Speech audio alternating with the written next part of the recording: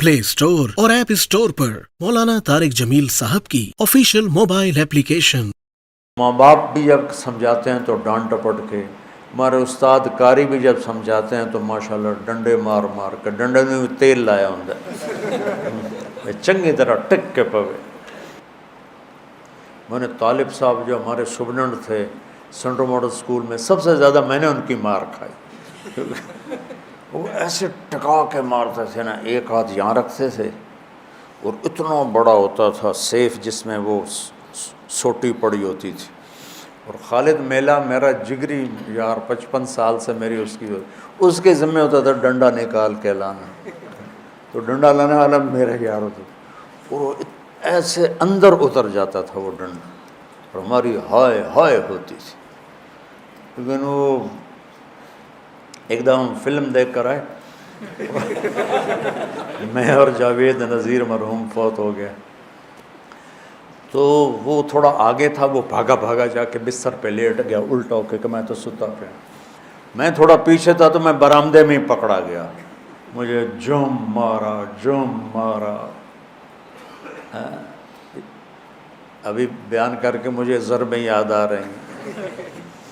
जावेद नज़ीर बड़ा खुश के तारिक जमीन लितर पै गए, मेरा तो उन्हें पता ही नहीं लगा और ऐं करके सुता पे ना कि आराम नाल तो रिजाई लाई सॉरी दिया ठा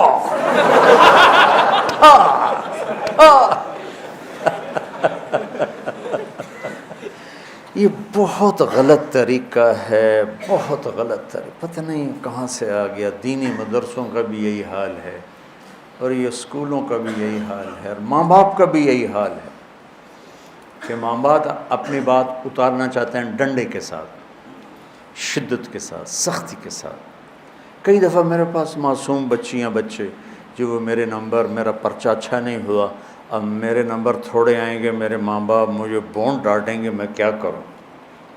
मैंने कहा पुत्र मैं क्या करूँ, कोई दम ज़रूर पड़ा, कोई तो तावीज़ दे माँ। वो नादान माँ बाप हैं जो बच्चों को कम नंबर आने पर डांटते हैं। इन वालदैन ने अपनी सबसे कीमती दौलत बर्बाद कर दी, ए पर, बी पर, सी पर। इसको तालीम थोड़ा ही कहते हैं, तालीम तो समझ का नाम है, रट्टा लगा के पढ़ लेने का नाम तो तालीम नहीं है। हमारा दोस्त था अनपढ़ और वो बहुत बड़ा कारोबारी, समझ का ताल्लुक़ पढ़ाई से नहीं, तो उसने कपड़े के शर्ट्स की दुकान खोली। तो उसकी बीवी पढ़ी लिखी थी, उसने कहा देखो 1 shirt for 1 pound and 3 shirts for 2 pound, ये तू याद कर ले, जोड़ा गा कब तो ये आखना है। ठीक है। अब एक औरत आई, वो रास्ता भूल गई थी, वो उसके स्टोर में आ गई, उसने रास्ता पूछा कि एजेक्स का रास्ता किधर है? उनका 1 shirt for 1 pound and 3 shirt for 2 pound। उसको हैरान होकर देखने लगी, उसने फिर अपनी बात दोहराई, ऊपर कहने लगा 1 shirt for 1 pound 3 shirt for 2 pound। वो हंसती बाहर गई, एक बंदरू लेके आई, उसने उसको बताया तो उसने कहा ये तुमसे शर्ट नहीं खरीद रही, ये भूल गई है, तुमसे रास्ता पूछ रही है और तुम मुझसे 1 shirt for 1 pound बता रहे हो। तो ये कह रही है कि इसे कहो मेरे घर आ जाया करे, मैं इसे मुफ्त में अंग्रेज़ी पढ़ा दूँगी। तो हमारे जो आजकल के वालिदैन हैं ना, वो ऐसी तालीम के पीछे डंडे उठा के खड़े हुए हैं कि बस तेरा इतने ए आने चाहिए, ए आना। अच्छे इंसान बने, रिस्क यहाँ लिखा है, डिग्रियों पे नहीं लिखा हो। हमारे वालिदैन ने बच्चों को मरीज़ बना दिया, उन्होंने डिप्रेशन में का शिकार कर दिया, प्रेशर डाल डाल के। हमारे वालिदा ने पढ़ाया से पर प्रेशर नहीं डाला, क्योंकि हम तो हॉस्टल में रहते थे। एक दफ़ा गवर्नमेंट कॉलेज लाहौर माशाल्लाह मेरे 1000 में से 90 नंबर आए।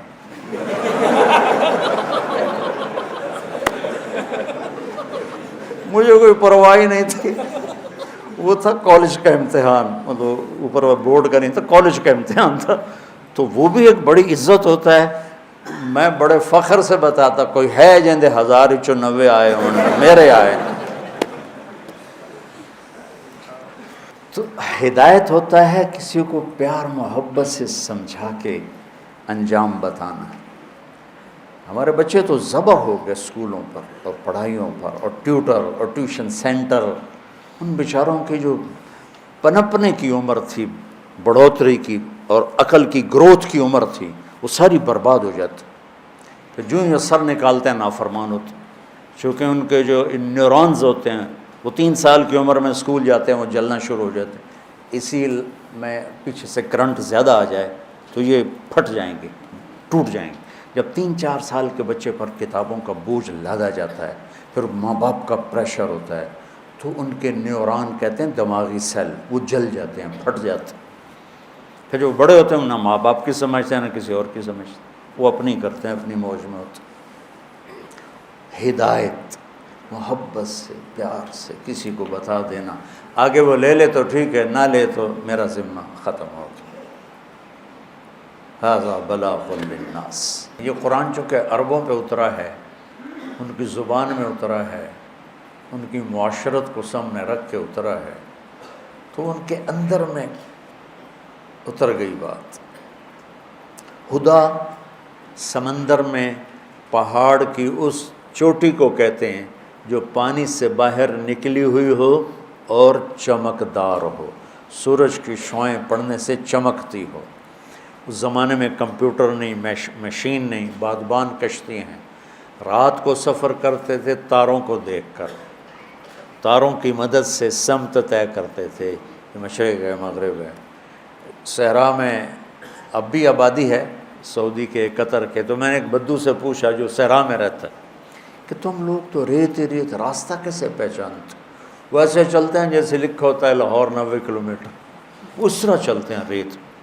تو کہا ہم ستاروں کا علم جانتے ہیں، ہم ستاروں کو دیکھ کے چلتے، پر دن میں وہ اتنا ہمارے اندر ہوتا ہے کہ ہم اس کے مطابق چلتے رہتے۔ رات کو چلتے تھے ستاروں کو دیکھ کر، اور دن میں چلتے تھے ان روشن چوٹیوں کو دیکھ کر کہ یہ جگہ جگہ تھیں، اور انہوں نے ان کو متعین کیا تھا، یہاں سے جدے مڑنا ہے، یہاں سے یمبو مڑنا ہے، یہاں سے عدن مڑنا ہے، یہاں سے عقبہ مڑنا ہے۔ تو وہ ان نشانیوں کو اگر کھو دیتے تھے تو بھٹک جاتے تھے، اور اس زمانے میں کوئی مواصلات نہیں تھے کہ بھئی ہم بھٹک گئے ہماری مدد کو پہنچو، ایسا تو پھر وہ کشتیاں برباد ہو جاتی تھیں۔ تو ہدا یہ زندگی کے سمندر میں وہ روشن چٹان ہے جو انسانی کشتیوں کو راستہ دکھاتی ہے کہ یہ روشن چٹان ہے اور یہ زندگی کا سمندر ہے، اور یہ طارق جمیل ایک کشتی ہے اور اس سے راستے کی تلاش ہے۔ تو اللہ کہتا ہے اس چٹان کو سامنے رکھ، یہاں سے تیرا راستہ دنیا کی عزتوں کو بھی جاتا ہے اور آگے جنت کو بھی جاتا ہے۔ وہ کیا ہے؟ یہ ہے وہ کتاب، ہدن للمتقین۔ سورہ فاتحہ میں ہم نے کہا یا اللہ ہمیں وہ چٹان دکھا، یہ عربوں کے معاشرت کے لحاظ سے ترجمہ کر رہا ہوں، ویسے تو ہدایت ہے سیدھے راستے کی رہنمائی فرمانا، پیار کے ساتھ، نرمی کے ساتھ۔ اوے نماز پڑھ، یہ بھی ہدایت کا راستہ، میرے بھائی آپ نماز ادا فرما لیں۔ تو یہ ہدایت، پہلی ہدایت نہیں، پہلا سوٹا ہے، دوسری ہدایت کا راستہ دکھانا ہے پیار محبت سے۔ تو وہ روشن چٹان جو انسانوں کو راستہ دکھاتی ہے، پانی کے سمندر میں اور منزل کا پتہ بتاتی ہے، زندگی کے سمندر میں انسانی کشتیوں کے لیے قرآن وہ چٹان ہے جو انہیں زندگی کا پتہ بتاتا ہے، آخرت کا پتہ بتاتا ہے اور صحیح منزل تک پہنچا دیتا ہے۔ جب اللہ نے ہم نے اللہ سے دعا مانگی یا اللہ میں ہدایت دے، تو اللہ نے ہماری دعا قبول کر کے فرمایا الف لام میم ذالک الکتاب لا ریب فیہ ھدی للمتقین۔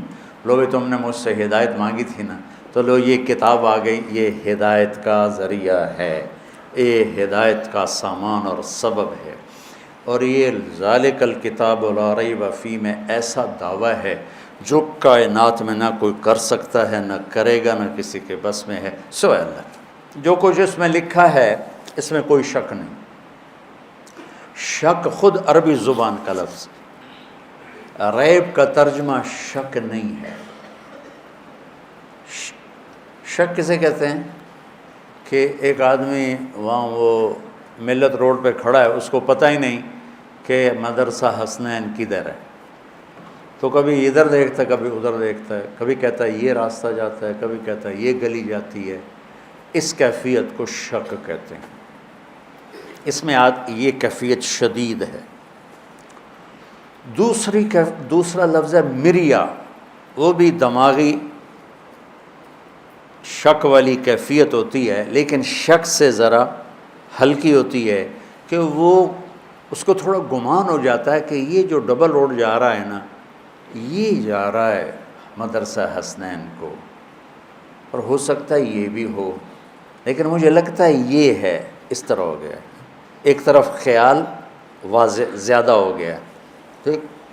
اس کو کہتے ہیں مریا۔